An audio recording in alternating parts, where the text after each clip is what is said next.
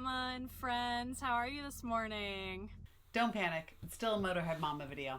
That's just my friend Melanie Batenchuk. So she's a legitimate car writer. She's got a site called Be Car Chic. She's been in the industry for a long time. She used to be the president of WAPA, which is like Washington, D.C. Association of Automotive Press Geniuses or something. I don't know. She knows what's up. She's really professional, really put together. And I figured she could do her smarty pants car stuff while I kind of translated it into real people speak. So we're going to review the new Range Rover Sport Diesel. So check it out. As you know, I am inside the 2016 Range Rover Sport today. Pretty beautiful interior. This is the Sport.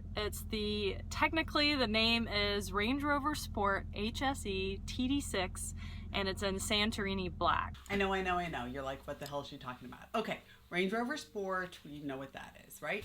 HSE, high specification equipment. So out of the run-of-the-mill Range Rovers, this is the fanciest. It's before you get into specialty models. TD6, turbo diesel 6-cylinder. So turbo, delicious, makes you go faster. Diesel, alternative fuel, a little bit more efficient than gasoline. 6-cylinder, short answer, more power. Good stuff. I thought initially that this was the 5-liter before I looked at all the literature that they sent with the car, because it really does get off the line very easily, and I've been pretty impressed with the way it drives, especially the off the line acceleration. What she's referring to is, you know, when you're at that stoplight and that other bitch is in that fancy SUV and she looks at you and she's like, oh God, and she just accelerates and she smokes you and then she gets to the drop off first. Yeah, this means you can beat her. That's all that matters.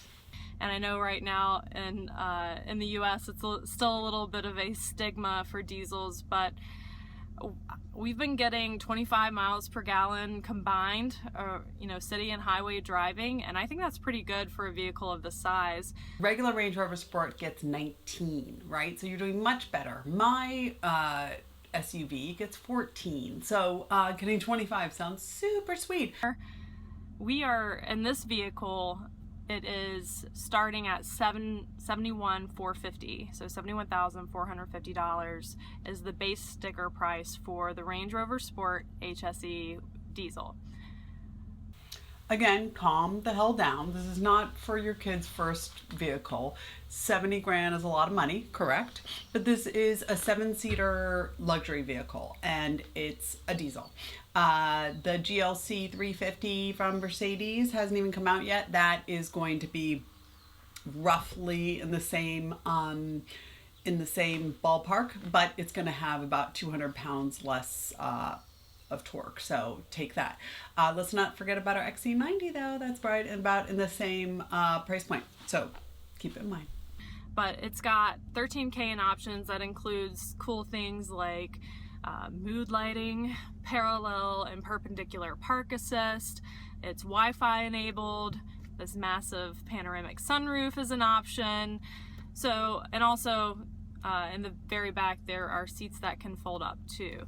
So, you know, $13,000 for all those options. I guess it's not that bad, but I'm kind of the person that instead of having an itemized list, I'd rather just see the whole price be $84,000 of the vehicle and get all that stuff anyway. Hey, I'm the kind of person that wants the car for free with a bonus side of Jason Statham, but we all don't get what we want, do we? Yeah, so tell me where I'm going to put my kids. Yeah, so as I mentioned before, there is a third row in the back. It's currently under a rubber mat, kind of a weatherproof mat, and there are 2 seats. It's called the 5+2 seating package, and I believe it's $2,000. So $1,000 a seat for 2 power seats in the very back, so you can have 7 people in this vehicle. Those automatically come up. You can make them come up from the back, and there's a button on the front here so the driver can press that. So I'm reading between the lines between this 5+2 option, $2 grand, $1,000 a seat. She says they've tossed in a few other options and that the driver has a button. I'm thinking this is an eject button, and when you close it up, the kids you don't want just, you just get rid of them. And that sounds awesome to me. That would work really well for me on road trips. So I'm going to look into that and get back to you. Speaking of technology, as I was talking about earlier, Range Rover has this technology on this vehicle, which is really cool. It converts the NOx into harmless nitrogen gas before it leaves the tailpipe. NOx is the generic term for the nitrous oxides that cause air pollution. The point is, Land Rover has worked on making sure that their diesels are indeed clean. They worked it out before they brought it over here. No Dieselgate problem, super cool, great MPG, and no cheating. So that's great.